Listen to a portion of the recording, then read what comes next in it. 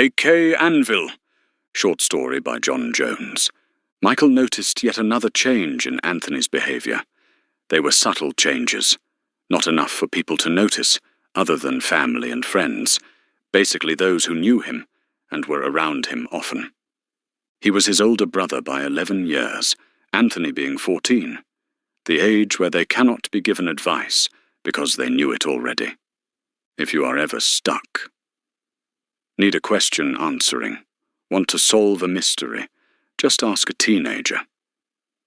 Michael kept a watchful eye over him, mostly for their mother's sake, as their father had absconded abroad after the police had picked up the scent of his involvement in the selling of prescription drugs.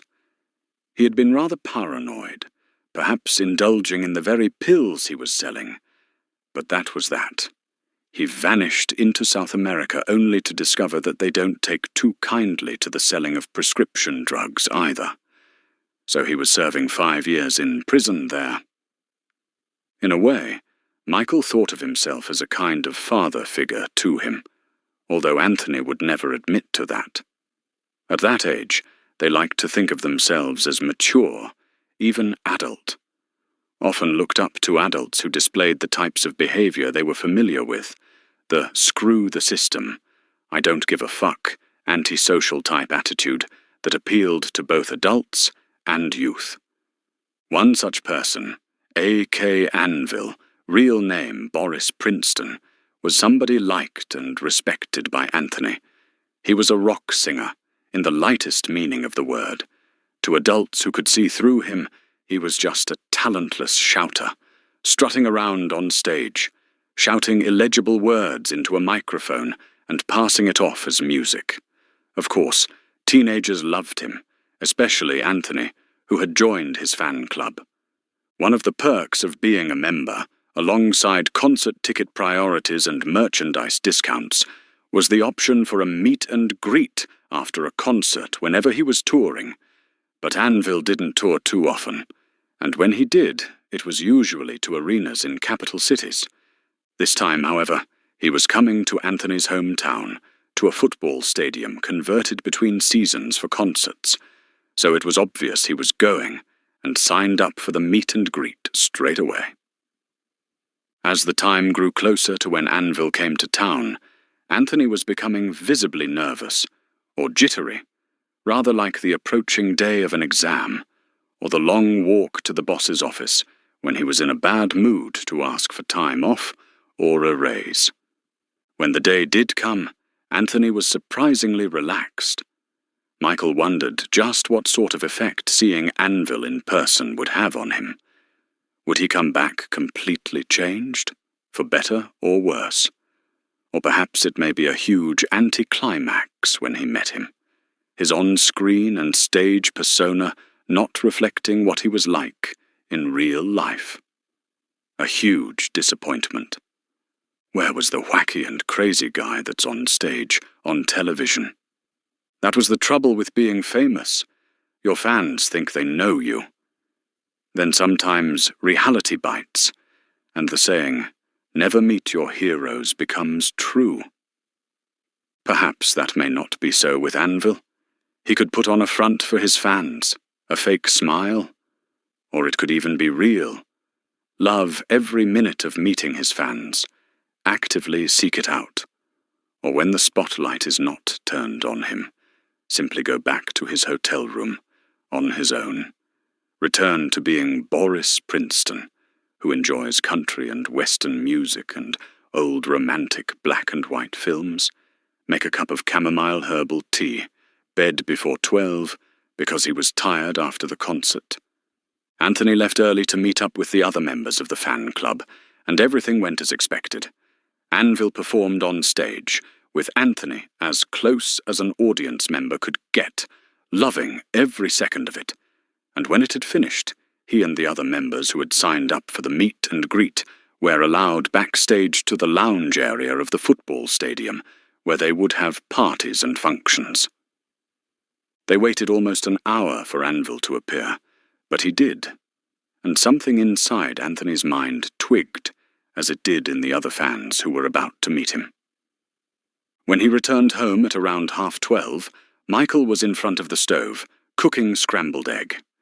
He turned and saw Anthony standing there, holding forth an indiscernible item, and when he realized what it was, he knew Anthony's obsession had gone too far. He simply didn't look right, as though in a state of trance, or under hypnosis. "Look," he said, "I got a souvenir from Anvil." "What have you done?" Michael said.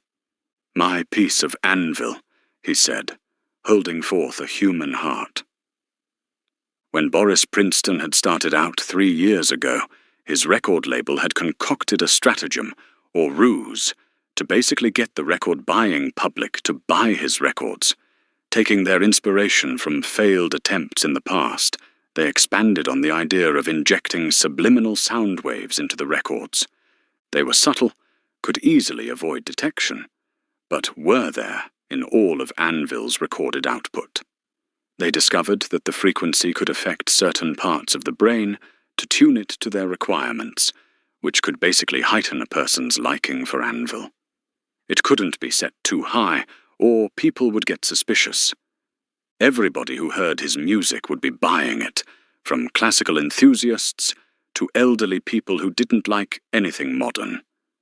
The audio frequency was set at 14 Hz, below normal human hearing level, and overlaid into the normal recorded output, which was set at 16,000 Hz, so it went unnoticed. Many who heard his music gradually grew to like it, people who normally wouldn't usually listen to it. Of course, there were people who didn't like his music at all, and those who would just about tolerate it on the radio. They wouldn't buy anything of his, but would simply not turn the radio off if it came on.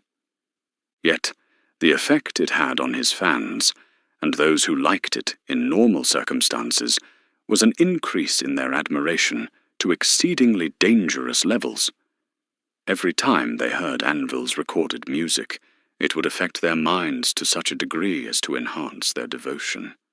When they were in the hotel, and A.K. Anvil had approached them, what he said and did were of no importance as it went unnoticed. With the subliminal effects at their insecure intensity, unaccounted for by the record label, the fans could not let him go, and had to have a piece of him, a personal souvenir. When he had entered the lounge, the fan club members knew what they were going to do, and went about picking up cutlery and empty beer bottles to smash for jagged bottlenecks. The tables had not been cleared away from last night's award ceremony for management consultants, who had been presenting each other with trophies and certificates, and generally having a merry old time, making a mess which had not been cleared due to a shortage of staff. The fan club members had then swarmed around Anvil, who didn't get a chance to say a word before they tore into him, stabbing, slashing, ripping him apart until he lay on the floor, a ragged, bloody pulp. And when the weapons stopped, their hands tore away his flesh. Anthony took out his heart. The sparse staff who were supervising the meeting, Anvil's personal assistant, her work-experience student, and a security guard who looked like he'd retired years ago, could only stare, frozen to the spot. What happened to taking pictures and signing autographs? When they eventually comprehended what was happening, the children had all made their way out. Most were apprehended, but several made it out of sight of those who knew what had happened, one of whom was Anthony, who had stuffed the heart in his pocket. He made his way back out into the empty stadium, out through another entrance where another security guard had asked him if he was lost. Anthony said he was, and the guard showed him a side exit where he walked all the way home. Meanwhile, in an office of the music label Anvil was signed to, his manager, accountant, executive producer, and a technician from a recording studio were sat around a table, looking at a graph that had been projected onto a large white board. It was a graph of A.K. Anvil's sales figures. The line gradually made its way up.